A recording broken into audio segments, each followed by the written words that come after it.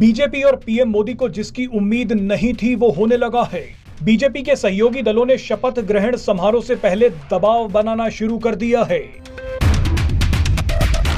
पिछली मोदी सरकार के एक बड़े फैसले को पलटने की बातें हो रही हैं, तो वहीं एक बड़ा फैसला जो पीएम मोदी लेना चाहते थे वो भी अटकता दिख रहा है।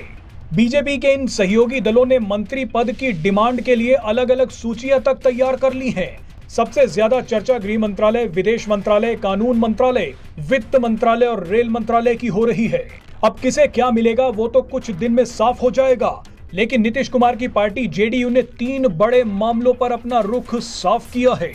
ये 3 मुद्दे हैं अग्निपथ योजना, यूनिफॉर्म सिविल कोड और वन नेशन वन इलेक्शन। सबसे पहले बात करते हैं अग्निपथ स्कीम की, जो मुश्किल में पड़ सकती है।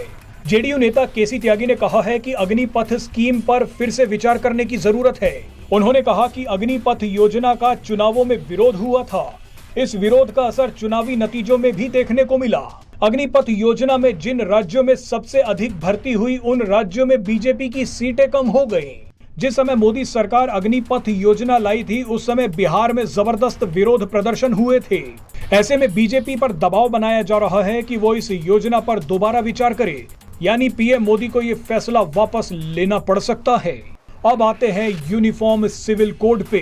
पिछली मोदी सरकार ने ऐलान किया था कि पूरे देश में यूनिफॉर्म सिविल कोड लागू होना चाहिए, लेकिन अब जेडीयू ने कहा है कि यूनिफॉर्म सिविल कोड पर हमारा रुख आज भी वैसा है जैसा पहले था। हमने तब भी कहा था कि इस बड़े मामले पर सभी स्टेक होल्डर्स को साथ लेकर चलना होगा, सबके विचारों को समझने की जरूरत होगी, यानी यूनिफॉर्म सिविल कोड भी फंसता हुआ दिख रहा है। इसके अलावा वन नेशन वन इलेक्शन पर जेडीयू ने सरकार का समर्थन कर दिया है, लेकिन अग्निपथ योजना और यूनिफॉर्म सिविल कोड मुश्किल में फंसते दिख रहे हैं।